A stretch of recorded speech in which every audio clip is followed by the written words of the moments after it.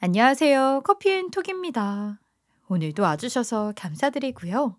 바로 사연 읽어보겠습니다. 안녕하세요.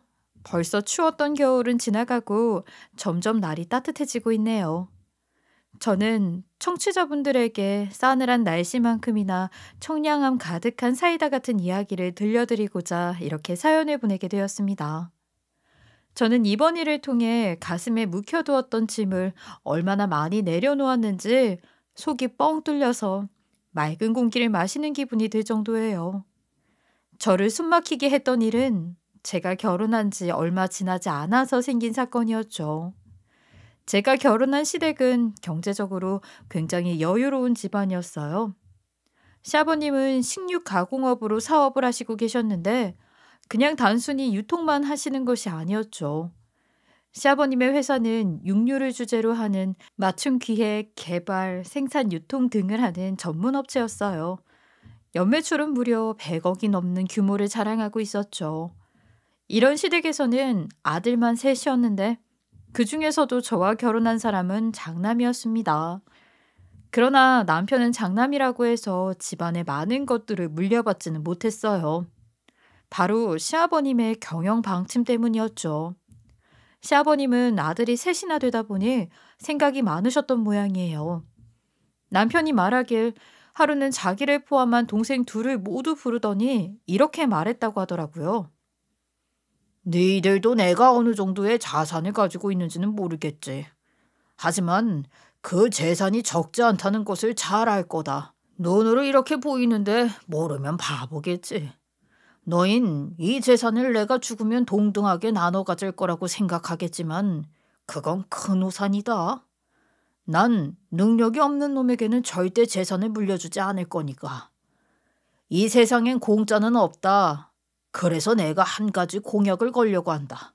너희들 중에 자신의 꿈을 이룬 놈에게는 한 놈이든 두 놈이든 모두 재산을 물려주겠다. 내 앞에 너희들의 능력을 보이라는 말이다. 시아버님이 내건 공약은 간단했다고 해요. 바로 자식들이 자신의 장래희망, 즉 꿈을 이루기만 한다면 그에 맞는 대우를 해주겠다고 했거든요. 세상에 거저 얻는 일은 없다면서 말이죠. 그래서 남편과 시동생 둘은 자기가 되고 싶은 것을 먼저 정해서 시아버님께 알린 후 장래희망을 이루기 위해서 열심히 노력했다고 해요. 하지만 불행히도 테스트에 통과한 사람은 우리 남편을 뺀 시동생 두 사람이었습니다. 시동생들은 자신의 꿈을 이뤘지만 남편은 자신의 꿈을 이루지 못했거든요. 이쯤 되면 우리 남편의 장래희망이 궁금하실 거예요. 남편은요, 일생을 공부에 바친 사람이에요. 절대 노력하지 않았다고 말할 순 없는 사람이죠. 그런 남편이 꿈꾼 직업은 바로 검사였어요. 그러나 검사가 되기 위해서는 사법고시를 통과해야 했죠. 다들 아실 거예요. 사법고시라는 것이 얼마나 어렵고 힘든 시험인지를 말이죠. 남편도 처음에는 호기롭게 시작했다고 말했어요. 대학에서도 과의 손가락 안에 들 정도로 공부를 잘하는 학생 중 하나였다고. 그런 남편이었지만 이상하게도 사법고시에는 계속 떨어졌다고 하더군요. 참 안타까운 일이죠. 그렇게 계속 시험에서 떨어지다가 지금은 그냥 중소기업에서 일을 하고 있어요. 자신이 정한 꿈을 이루지 못했으니 시아버지도 더 이상은 지원을 해주지 않겠다고 했거든요. 그러니 어쩌겠어요. 살기 위해서라면 공부를 포기하고 일을 시작할 수밖에 없었죠. 중소기업에서 일을 시작한 남편은 회사를 다니면서 직장 동료에게 건너 저를 소개받았고 지금은 이렇게 결혼하게 되었어요. 그렇다면 남편을 제외한 시동생 둘은 어떤 장래희망을 가졌을지도 궁금하실 거예요. 둘째 시동생은 장래희망이 치과의사였다고 합니다. 물론 지금은 치과의사가 되어 시아버지의 도움으로 본인 병원을 운영하고 있고요. 셋째 시동생은 장래희망이 자동차 개발자였다고 하는데 자신의 말 그대로 개발자로서 대기업에서 일을 하고 있죠. 이렇듯 시아버지는 자신의 꿈을 이룬 자식 2명에게만 그에 맞는 대우를 해주었어요.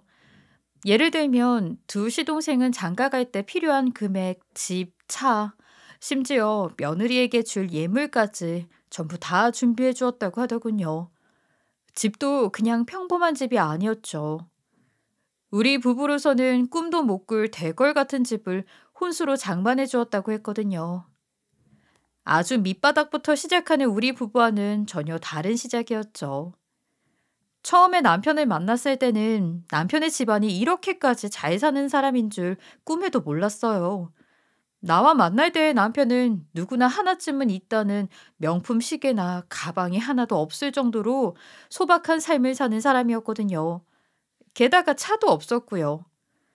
마흔이라는 나이에 저와 결혼을 했는데 겨우 결혼식을 준비하고 대출로 작은 집을 구할 정도의 금액만 가지고 있었으니까요. 심지어 제 예물을 준비할 금액도 모자라서 대출을 더 받겠다는 걸 그냥 괜찮다고 나중에 벌어서 같이 장만하자고 했을 정도였어요.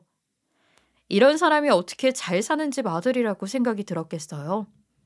남편의 사정을 몰랐던 당시 처음으로 만난 시어머니가 왜 그렇게 나에게 감사하다고 연신 인사를 했는지 결혼을 하고서야 알았죠. 시어머니는 저를 만날 때마다 항상 고맙다고 했어요. 넌 정말 좋은 사람이다. 내 못난 이런 아들이랑 결혼을 하겠다고 말해줘서 정말 고맙다. 네가 아니었으면 어쩔 뻔했니? 우리 아들을 살린 사람이야 넌. 정말 고마워. 그때는 왜 그렇게 고맙다고 하는지 이해하지 못했죠. 그저 제가 그래도 돈벌이와 안정적인 직업이 있어서 그런가 보다 했어요.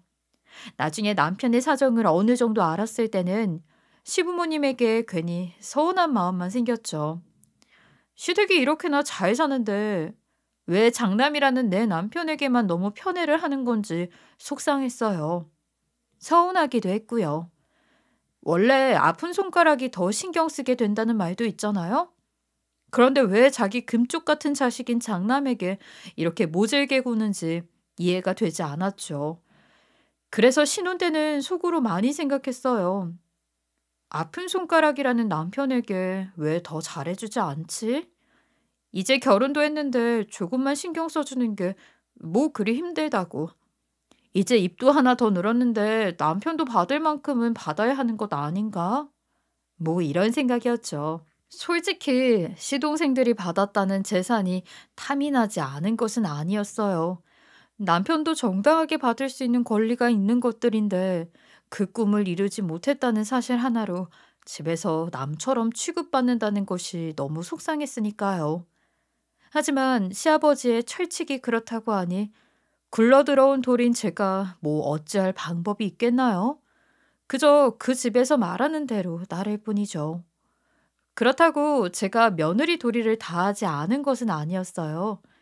오히려 남편이 더 미보이지 않게 나는 나대로 며느리로서 도리를 잘 하면서 살자고 생각했죠.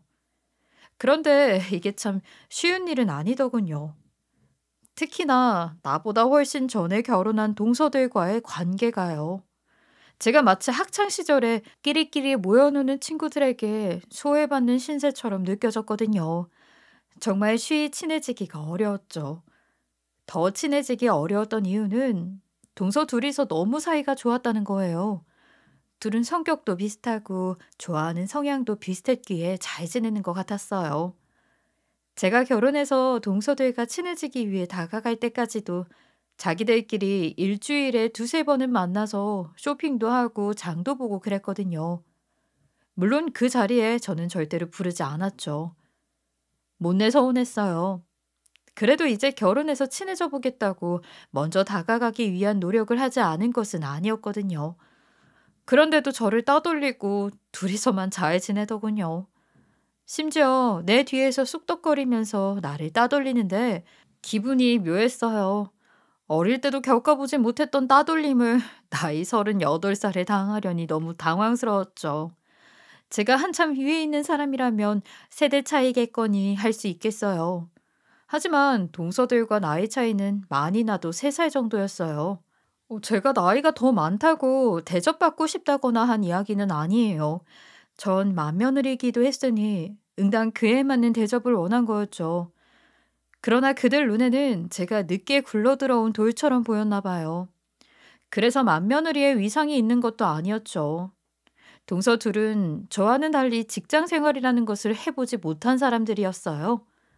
그들의 사회생활은 그저 주변에 있는 엄마들과 대화를 나누고 놀러 다니는 것이 전부였어요. 그럴 수 있다고 생각합니다. 동서 둘은 남편을 잘 만나서 시댁을 잘 만났으니 굳이 직장 생활이 필요하지 않았으니까요. 그래서 둘은 집에서 지내며 아이들을 키우는 데 전념하고 남편들의 내조만 담당했죠. 그런 사람들이다 보니 자연스럽게 제 직업 같은 것은 궁금해하지도 않았고요.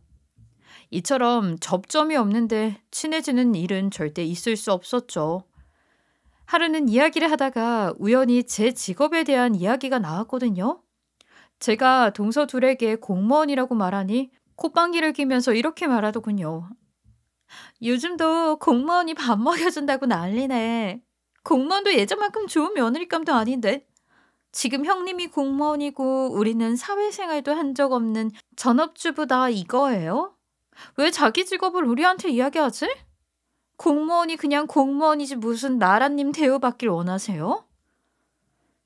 맞아요. 공무원이면 그 뭐냐. 동사무소에 앉아서 자판 두드리고 있는 그런 사람 아니에요? 우리가 가서 이것 좀 해달라고 하면 자기는 권한도 없는 주제. 앞에 앉아서 그냥 서류만 접수해 준다면서. 나라의 녹을 먹는 사람들이 진짜 밥벌레처럼 일도 제대로 못하잖아요. 뉴스에서도 공무원이 뭐 너무 많아서 나라가 제대로 굴러가지도 않는다고 난리인데 그 공무원 그냥 때려치우죠. 형님은 참 집이 어렵지? 미안해요. 내가 생각을 못했네. 둘은 제가 공무원이라는 직업을 가진 게 부러운 것인지 아니면 정말 생각이 없는 것인지 모르는 태도로 저에게 임했어요. 그런 둘을 상대로 말을 하는 것도 아까워서 저는 그냥 듣고만 있었고요. 이런 일은 시댁에서도 자주 일어났었죠. 시부모님 또한 제 직업을 딱히 궁금해하시지는 않았거든요. 시부는 분위기도 그렇고 대화의 주제를 찾는 것도 어려운 사람이라 애초부터 다가가기 어려운 사람이었고 시모는 시부가 벌어온 돈으로 평생을 편하게 집에서 지내던 분이라 그런지 세상을 보는 눈이 다 너그러웠어요. 그런 시모의 성격 덕분에 시집살이는 면할 수 있었지만요. 되려 시모는 시부의 눈치를 살피면서 우리 부부를 더 챙겨주려고 노력하셨어요. 동서들과는 다르게 하나라도 더 챙겨주려고 노력하셨죠. 한 번은 이것저것 챙겨주면서 저에게 말했어요. 나라고 아픈 손가락이 아프지 않은 것은 아니야. 눈에 보이는 아픔이 없어지는 것도 아니지. 그렇다고 네 시아버지 눈앞에서 너희들을 챙길 수 없어서 미안하구나. 내가 무슨 힘이라도 있었으면 어떻게 너희를 도와줄 수 있을 텐데.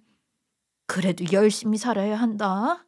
너희 시아버지가 아무것도 안 본 척하고 있지만 뒤에서 다 지켜보는 양반이야. 첫째도 자기 자식인데 왜 눈에 아른거리지 않겠어. 조금만 기다리면 너희 집에도 햇볕이 들 날이 올 거다. 그러니까 조금만 참고 네 남편이랑 잘 살아봐. 언젠가는 너희들의 진가를 그 양반도 알아보지 않겠어? 시모는 저에게 그저 지금은 참고 잘 살아보라고 하더군요. 시부도 우리를 안 보고 있는 것은 아니라고 말이죠. 그러니까 지금은 참을 때라고. 시부의 눈에 우리의 진가가 드러나는 순간 우리도 편해질 수 있을 거라고 말이에요. 시모의 말을 듣고 결혼한 지 얼마 지나지 않았지만 저는 그런 날이 빨리 오기만을 바라고 있었죠. 그런데 모든 일이 쉽게 넘어가지는 않더군요. 동서들은 시모가 우리 부부에게 잘 해주는 것이 여간 눈에 거슬렸던 모양입니다. 우리 부부가 결혼한 지 1년쯤 지났을 때였나? 그때부터 괴롭힘이 시작되었거든요. 처음 시작은 사소한 것부터였어요. 시모와 함께 티타임을 즐기려고 했을 때였죠. 둘째 동서는 우리에게 무슨 차를 먹을 것인지 묻고는 이내 세 잔만 주방에서 가지고 나오더군요. 그리고 그 세 잔은 시모, 셋째 동서 그리고 자기 자신의 자리에 놓고 저에겐 차를 주지 않는 거예요. 시모가 왜 제 차를 챙기지 않았냐고 하니 대수롭게 까먹었다면서 제 차는 제가 알아서 먹으라는 듯이 말했고요. 워낙 마음에 여유가 많은 시모는 이런 눈에 보이는 따돌림도 눈치채지 못했죠. 아니면 끼어들기 싫었던 거였을지도 모르죠. 그러다 크게 괴롭힌 적이 있었어요. 시모의 생일날이었죠. 둘째 동서에게 전화가 왔어요. 형님, 우리가 사이는 좋지 않지만 어머님 생일은 같이 챙겨야 하지 않겠어요? 그래서 우리가 이야기를 해봤는데 이번 생일에는 우리들이 직접 생일상을 차려주는 건 어때요? 이때까지는 그냥 밖에 나가서 외식으로 끝냈거든요. 우리 손으로 해주면 그보다 뜻깊은 건 없지 않겠어요? 처음에는 의심스러웠지만 그래도 시모의 생일로 무슨 일을 꾸미겠나 싶어서 흔쾌히 알았다고 이야기했습니다. 그리고 저에게 재료랑 먼저 구매해서 자신들에게 청구하면 돈은 알아서 주겠다고 하더군요. 그래서 시모의 생일에 직접 장을 보고 시댁으로 갔죠. 한참을 기다려도 동서들은 오지를 않는 거예요. 그래서 전화를 했죠. 동서, 오고 있는 거야? 왜 이리 늦어? 지금이라도 빨리 준비해야 저녁 식사에 안 늦어. 얼른 와야 할 것 같은데? 제가 이렇게 말하니 동서 둘은 말이라도 맞춘 것처럼 서로 조금 늦는다고 먼저 요리를 준비하라고 하더라고요. 그 말에 알았다고 말했고 저는 음식을 준비하기 시작했어요. 둘은 음식 준비를 다 끝마칠 때까지 오지 않더군요.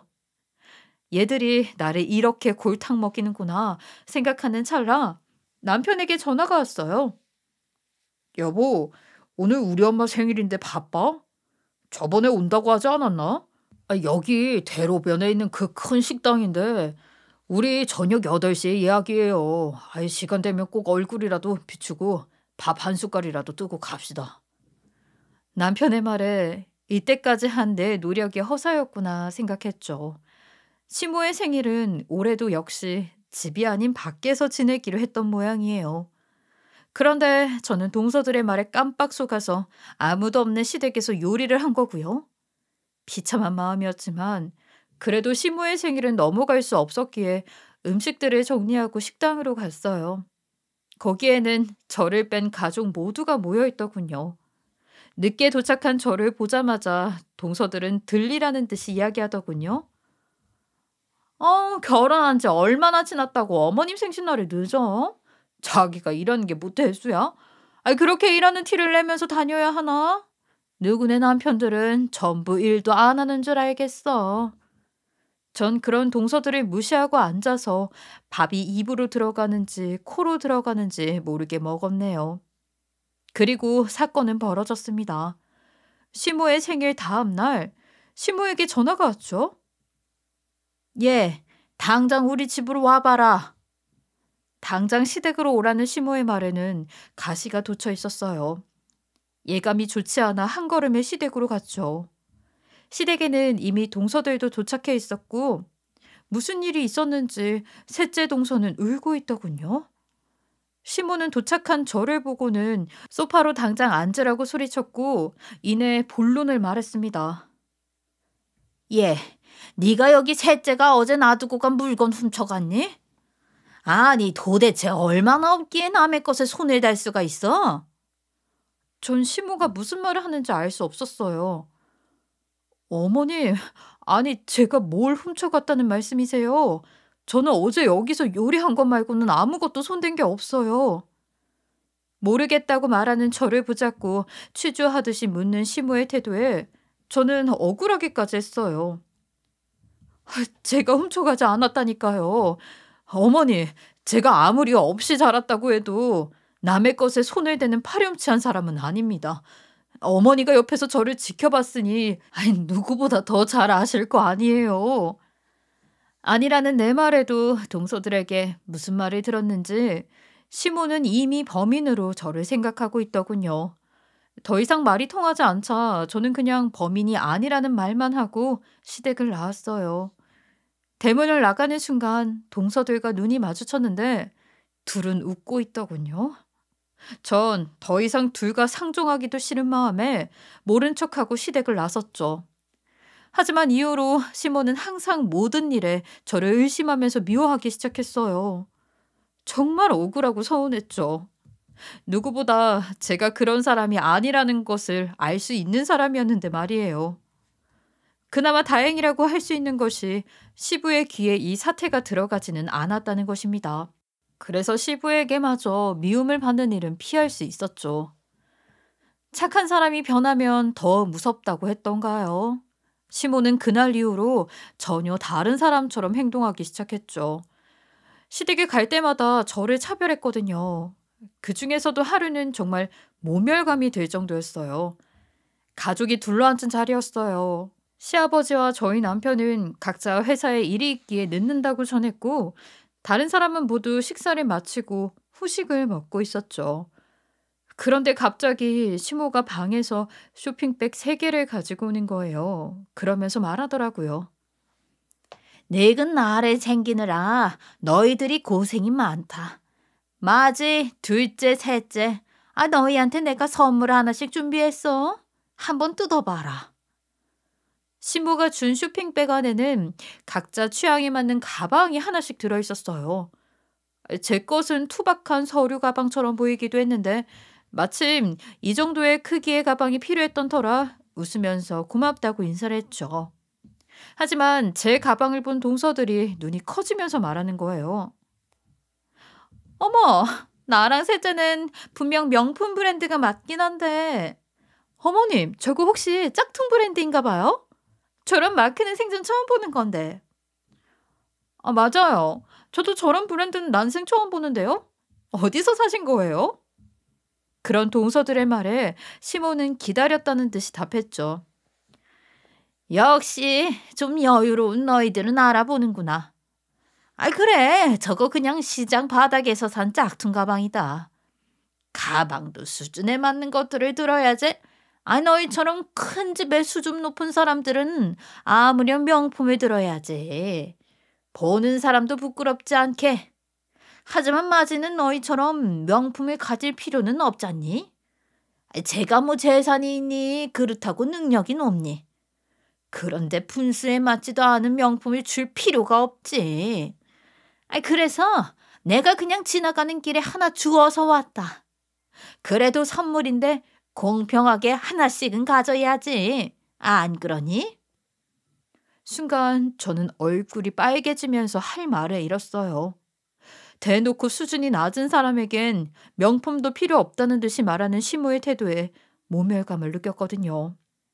그것도 다른 가족이 모두 모인 장소에서 말이에요. 전 뒤늦게 도착한 남편의 손을 잡고 그대로 시댁을 나섰습니다. 한순간도 더는 거기서 머무르고 싶지 않았거든요. 그리고 집에 와서 펑펑 울었죠. 이렇게 힘든 시집살이를 겪고 있던 어느 날이었어요. 제가 일하는 부서에 큰 사건이 하나 들어왔죠. 앞서 말했듯이 전 공무원으로 일하고 있어요. 그것도 검찰 수사관으로 검사를 보조하는 일을 하고 있죠. 검찰 수사관이 하는 일은 검사의 옆에서 피의자를 신문하고 벌금 집행, 수사, 압수수색, 사건 수리, 형의 집행 등 검사의 일들을 보조하는 역할이에요. 남편이 저를 만나고 빠르게 결혼을 결정했던 데에는 제 직장도 한몫했거든요. 자신의 꿈이었던 검사에 가장 가까이 있는 제 직업을 항상 부럽다고 말했었죠. 그러나 저의 자세한 직업을 아는 사람은 남편뿐이었어요. 시댁 식구들은 결혼 3년 차가 되도록 그냥 제가 공무원이라고만 알고 있었거든요. 제가 나서서 굳이 알려줄 필요는 없었죠. 뭐 물어보는 사람도 없었고요. 하여튼 함께 일하는 검사님에게 얼마 전 익명으로 한 제보가 들어왔거든요. 그것도 요즘 유행한다는 다단계 코인 사기였죠. 매스컴에서도 많이 다루는 만큼 최근에 많이 들어오는 신고이기도 하고요.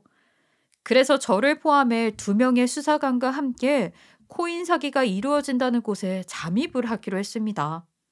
일단 어떤 집단인지 알아야 사건을 어떻게 해결할 것인지 결정할 수 있거든요. 그렇게 도착한 장소에서 저는 굉장히 익숙한 얼굴을 마주칠 수 있었어요.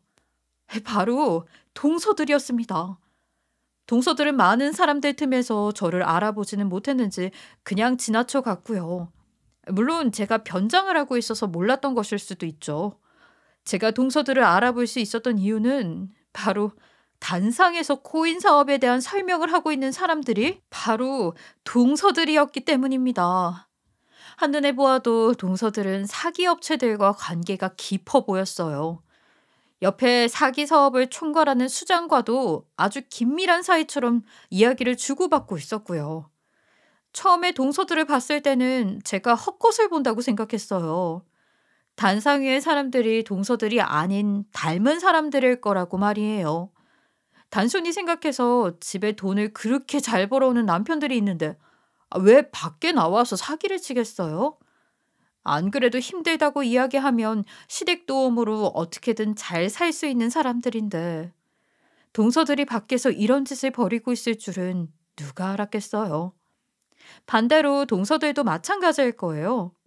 형님이 그냥 컴퓨터 앞에서 서류 작성이나 하는 공무원에 불과한 줄 알았던 사람이 여기서 이렇게 수사관으로 잠입해서 수사를 하고 있을 줄은 꿈에도 몰랐겠죠. 전 동서들에게 들키지 않기 위해 태연한 표정으로 얼굴을 이리저리 숨기며 설명회에 온 다른 사람들과 이야기를 나눴어요. 사건 조사는 해야 했으니까요. 그 설명회에서 설명을 들으러 온 사람들 중 몇몇이 말하길 동서들이 총책을 맡고 있다고 하더군요. 그리고 이 건물 지하에서 게임장 같은 것도 운영하고 있다며 오늘 처음 온 저에게 구경을 시켜주겠다며 가자고 말했어요. 그들의 말에 게임장도 단순한 장소가 아니구나 싶었어요. 불법 게임장의 냄새가 물씬 풍겼거든요. 대충 사건의 전말이 보이는 듯해서 꼬리가 잡히면 저들도 금방 기소를 하겠다 싶었어요. 그래서 전 이 모든 걸 영상으로 몰래 찍어두었습니다. 그리고 동서들의 눈에 띄지 않게 그 장소를 빠져나왔어요. 이런 사실을 아는지 모르는지 제가 조사했던 기간이 지나고 동서들과 시모는 여전히 저를 괴롭히고 있었어요. 그 주에 하필이면 시 할아버님의 제삿날이 있어서 시댁에 가야 했거든요. 일이 마치고 간 시댁에는 음식이 하나도 준비되어 있지 않더군요.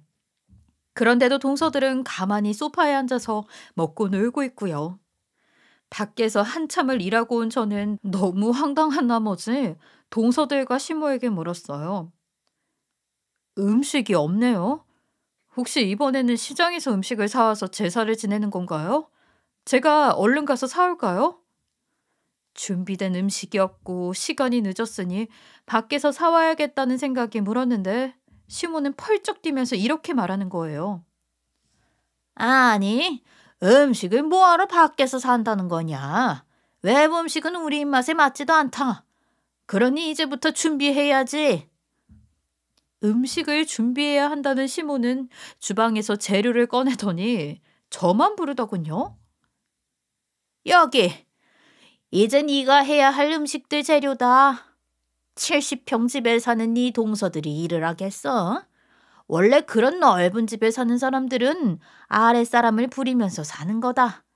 그러니 15평짜리 코딱지만한 집에서 사는 네가 음식을 하는 게 마땅하지? 넌 평생을 그렇게 일했지만 쟤들은 그런 일을 해본 적도 없다. 그러니 70평에 사는 네 동서들은 가만히 앉아 쉬면서 주는 것만 받아 먹으면 되고 너는 15평에 사니까 평소처럼 바닥에 앉아서 일하는 게 맞지 않겠어? 그래서 우리가 이렇게 너만 목이 빠져라 기다리고 있었던 거 아니냐. 알아들었으면 얼른 시작해. 그런 시모의 말을 듣고 있던 동서들은 소파에서 무거운 엉덩이를 떼고 오더니 옆에서 시모의 말을 거들더군요. 맞아요, 형님. 우리가 이렇게 힘든 일을 어떻게 하겠어요? 우린요, 아주머니들 불러서 시키기도 벅차다고요. 그럼요, 돈이 없는 형님, 작은 집에 사는 형님이 알아서 다 해야 하는 일 아니겠어요? 아니면 70평에 사는 우리나 이 큰 저택에 사는 어머님이 해야 한다는 말은 아니겠죠. 머슴집에 살면 응당 머슴처럼 일해야 맞는 것 아니겠어요? 시모도 모자라 동서 둘도 저를 조롱하는데 화가 치밀어 올랐어요. 이날 저는 복수의 날을 갈았습니다. 시모고 동서고 봐주지 않겠다 다짐했죠. 이후 사건 조사는 착실히 되어갔고 기소를 하기 위한 마무리가 어느 정도 되어갈 때쯤 저는 생각했어요. 시부와 동서들이 밉다곤 하나 시부에게는 잘못이 하나도 없다는 사실을요. 그래서 저는 시부를 찾아가서 우선 진실을 알리기로 마음먹었어요. 집에서 말하면 시모나 동서들이 들을 가능성이 있기에 시부의 회사에서 만나기로 했습니다. 그렇게 시부를 만나 이야기를 시작했죠. 아버님, 제가 이렇게 대뜸 찾아뵙고자 한 이유는 다름이 아니라 지금 동서들이 이 사건에 휘말렸기 때문이에요. 밖으로 유출되면 안 되는 자료들도 있어 간단하게 내용만 간추린 것들이에요. 한번 읽어보시죠, 아버님. 제가 건넨 서류를 읽던 시부의 표정은 붉게 변해갔죠. 그리고 화를 참을 수 없다는 듯이 저를 이끌고 시댁으로 향했습니다. 그러고는 시모에게 동서들도 부르라고 했고 집에 며느리들과 시모가 있는 자리에서 시부는 제가 건넨 서류를 펼쳤어요. 둘째, 셋째, 너희 지금 내가 준 돈으로 더러운 짓을 벌였다는 거야? 대체 집안 꼴이 이게 뭐야? 당신은 어떻게 애들이 이런 짓을 벌이고 있는데도 모르고 있을 수 있어? 평소 근엄하게 말할지언정 큰 소리를 내지 않았던 시부였기에 시모고 동서들이고 아무 말도 못한 채 벌벌 떨고 있었죠. 어떻게 내가 신경 쓰지 않고 있었다고 일이 이 지경이 될 때까지 모를 수 있었느냐 말이야. 너희들 지금 무슨 짓을 벌인 줄 알고나 있어? 이건 범죄다. 선량하고 죄 없는 시민들을 속이고 돈을 뜯어내는 그런 파렴치한 짓을 너희들이 저질렀단 말이야. 그리고 당신도 이런 사기꾼들 말에 속아서 얌체 같은 짓을 하고 있는 걸 누가 모를 줄 알아? 셋이서 작당하고 첫째를 괴롭히는 걸 내가 모르고 있다고 생각했냐고. 이것들이 아주 나를 우습게 알고 있어. 지금 여기서 가족이 범죄에 연루되었다는 소식이 들리면 회사도 무서워하지 못해. 너흰 정말 용서할 수가 없다. 내 집에서 당장 다 나가. 시모의 안색은 파랗게 질려갔고 동서들은 자신들이 벌인 일이 겉으로 드러나지 않을 것이라 생각했는지 당황한 기색이 역력했죠. 저는 그런 둘 앞에서 말했습니다. 동서들, 당신들 범죄는 이미 조사가 다 끝나가는 상태야. 내가 그저 컴퓨터 앞에서 서류나 작성하는 공무원이라고 했지.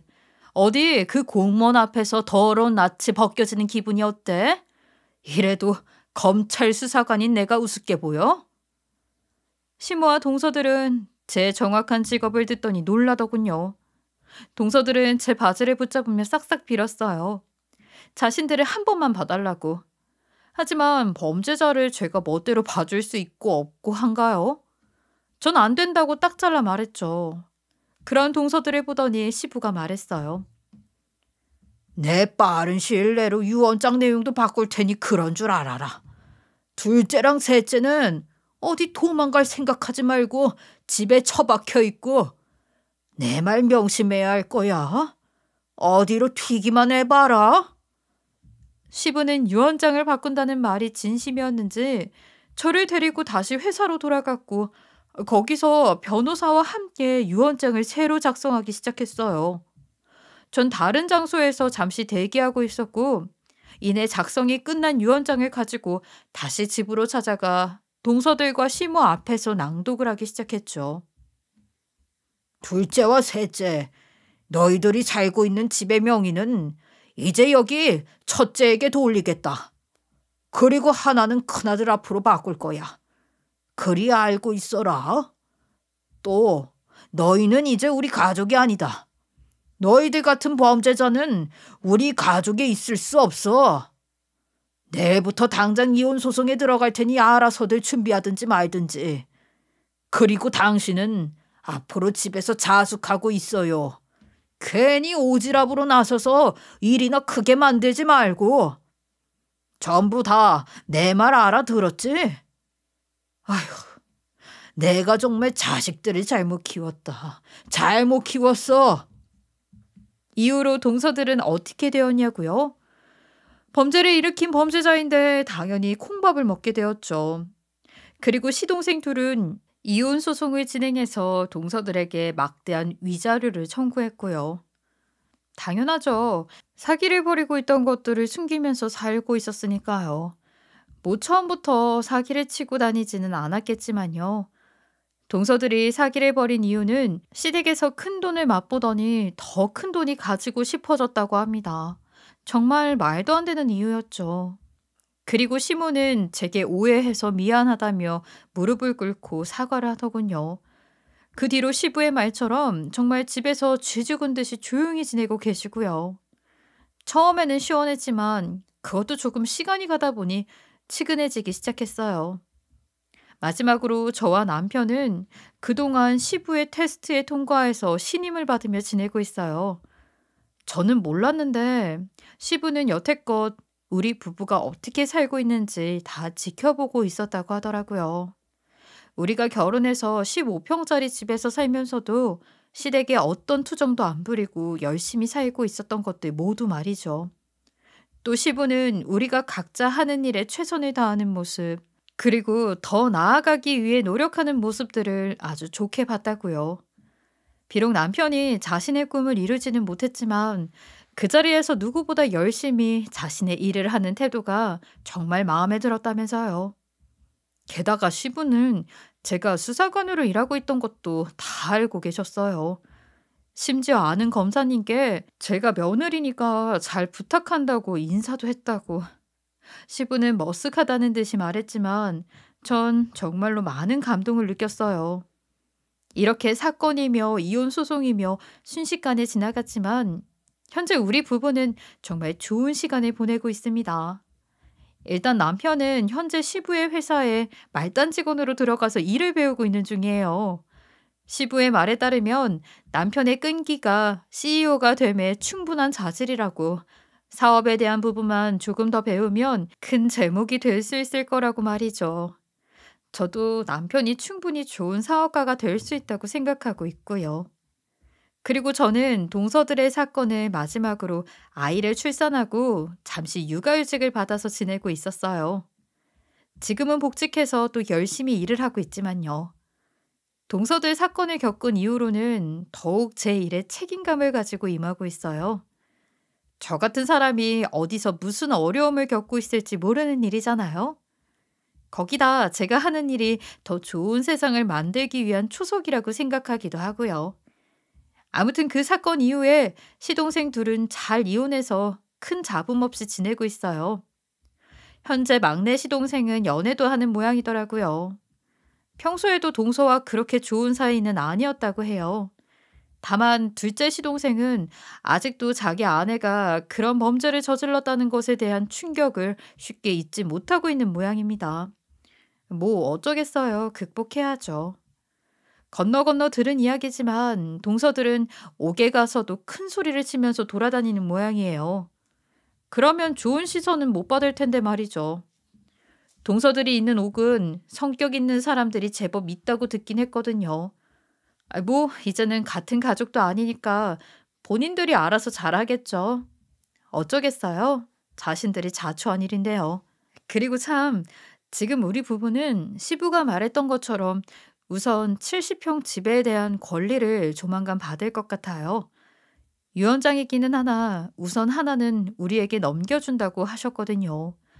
그 집에 살고 있던 치과의사인 둘째 시동생은 다른 집을 구해준다고 해요.